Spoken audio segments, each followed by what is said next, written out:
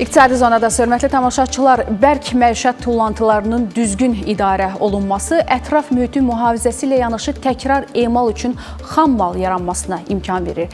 Təbii sərvətlərə qənaət, eləcə də yaşıl iqtisadiyyatın inkişafı hazırki dövrün ən vacib çağırışlarından biridir. Ölkəmizdə bu istiqamətdə həyata keçirilən fəaliyyətlər və əldə olunan nəticələri studiyamıza dəvət etdiyimiz qonağımız Təmiz Şəhər Açıq Səhmdar Cəmiyyətinin İdarə Heyətinin sədr müavini Sabit Zeyniyevlə müzakirə edəcək. Axşamınız xeyirli olsun.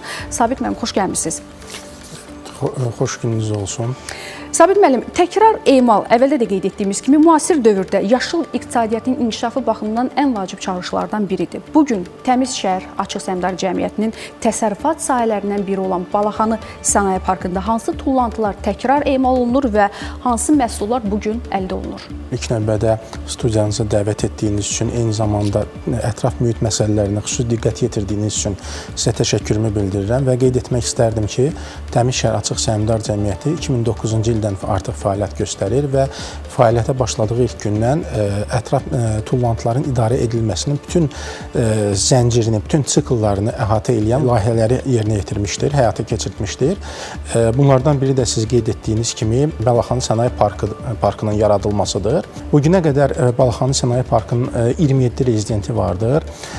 Bu rezidentlər əsasən kağız və karton tullantılarının emalı, plastik tullantıların emalı, PET qabların, yəni polietilen tereftalat qabların emalı, işlənmiş qida yağları, işlənmiş sənaye yağlarının, oduncaq ağac materiallarının emalı və digər materialların emalı ilə məşğuldurlar. Bugünə qədər Balaxanı Sənaye Parkında 1382 nəfər fəaliyyət göstərir. Ümumilikdə Balaxanı Sənaye Parkının ərazisi 10,15 hektardır və burada indiyənə kimi 56 milyon manat özəl investisiya qoyulmuşdur və qeyd etdiyim kimi həmin deməli rezidentlər müxtəlif fəaliyyət növləri ilə məşğuldurlar. O cümlədən Balaxanı Sənaye Parkında istehsal olunan deməli məhsulların dəyəri indiyənə qədər 384 milyon manat olmuşdur.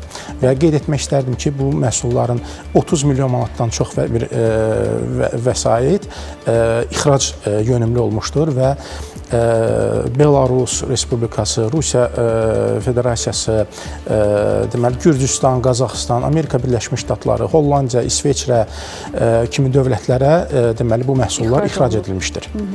Və Təmiz şəhərin operatorluğu ilə eyni zamanda nəqliyyat vasitələrinin utilizasiyası prosesi də həyata keçirilir. Bu fəaliyyət haqqında məlumat verməyinizi istəyərdik. Hansı mərhələdədir və indiyə qədər nə qədər nəqliyyat vasitəsi utilizasiyaya təhvil verilib, təqdim olunub? Qeyd etmək istərdim ki, deməli, nəqliyyat vasitələrinin utilizasiyası proqramı keçən ilin, 2024-cü ilin oktyabr ayından artıq fəaliyyətə başlamışdır. Fəaliyyətə başladığı dövrdən bugünə qədər 12.936 deməli, nəqliyyat vasitəsi, yararsız nəqliyyat vasitəsi utilizasiyaya təhvil verilmişdir və həmin nəqliyyat vasitəsinin utilizasiyası proqramında Təmiz Şəhər Açıq Səhmdar Cəmiyyəti operator rolunda çıxış edir.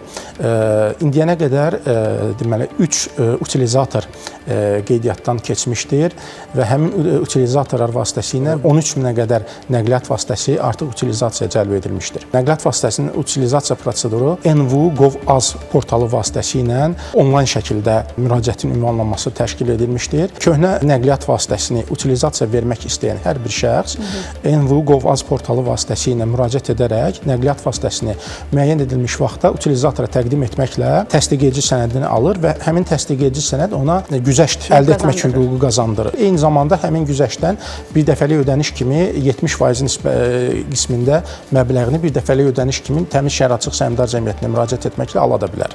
Məsəl üçün, indiyə qədər nə qədər bu proqramla nə qədər sayda nəqliyyat vasitəsi güzəştli şərtlərlə verilib? Nə qədər insan bundan yararlana bilib? Bugünə qədər deməli həm bir dəfəlik ödəniş alan vətəndaşlar var, həm də yerli yeni nəqliyyat vasitələri əldə edən deməli şəxslər var. Mən yerli nəqliyyat vasitələri ilə bağlı qeyd etmək istərdim ki, indiyənə qədər 644 yerli istehsal olan yeni nəqliyyat vasitələri satılmışdır. Biz burada məbləğləri açıqlaya bilirik. Bir dəfəlik dediniz ki, əldə edənlər var və yaxud da ki, bunun əvəzinə avtomobil almaq istəyənlər var yerli istehsalda. Məbləği təxmini də olsa deyə bilirikmi?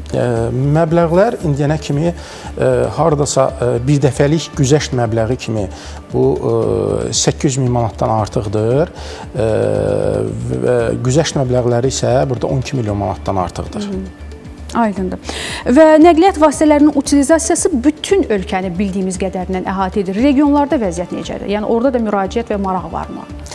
Günel xanım, bəli, qeyd etmək istərdim ki, hal-hazırda Təmiz Şəhər Açıq Səhmdar Cəmiyyəti 3 utilizatoru reyestrdə qeydiyyata almışdır. Bunlardan biri Bakı şəhərində yerləşir, digəri Abşeron rayonunda yerləşir və üçüncü utilizator Gəncə şəhərində yerləşir və qeyd etmək istərdim ki, regionlarda utilizatorlara təhvil vermək istəyənlər həddən artıq çoxdur. Bəli. Və vətəndaşlar rahatçılıq, yəni yaşadıkları ərazilərə yaxın olduğu üçün regionlara üst tuturlar və həmin ərazilərdə avtomobillərini utilizatorlara təqdim edirlər. Xüsusilə işğaldan azad olunan ərazilərdə sizin fəaliyyətiniz əhatələnir. Burada görülən işlər hansı mərhələdədir və burada xüsusilə bildiyimiz qədərindən belə deyək ki, sıfır emisiyanın tətbiqi prioritet olaraq götürülür fəaliyyət boyunca? Təmiz Şəhər Açıq Səhmdar Cəmiyyəti olaraq işğaldan azad edilmiş ərazilərdə 2021-ci ilin əvvəllərindən başlamışıq və işğaldan azad olmuş ərazilərdə işlər 3 mərhələdə görülməsi planlaşdırılmışdır. Birinci mərhələdə təcili təxirə salınmaz tədbirlər görülmüş, ərazilərdə qalaqlanmış tullantıların hamısı təmizlənmişdir. Bəli. Bu mərhələ artıq bitmişdir.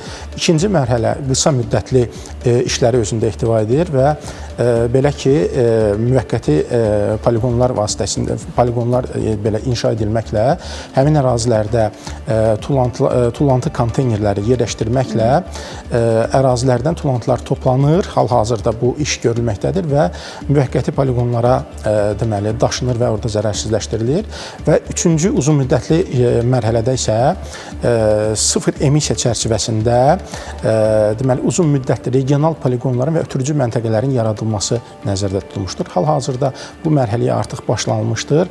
Yaxın günlərdə Füzuli və Zəngilan rayonlarında artıq ilk ötürücü məntəqələrin tikintisinə başlanılacaqdır. Bəli. Və eyni zamanda regional poligonların da inşasına artıq başlanılmışdır. Aydındır. Çox minnətdarıq. Təşəkkür edirik ki, studiyamıza gəldiniz və suallarımızı ətraflı cavablandırdınız. Sağlaşırıq sizinlə, Sabit müəllim. Təşəkkür edirəm. Sağ olun. Hörmətli tamaşaçılar, İqtisadi Zona davam edir.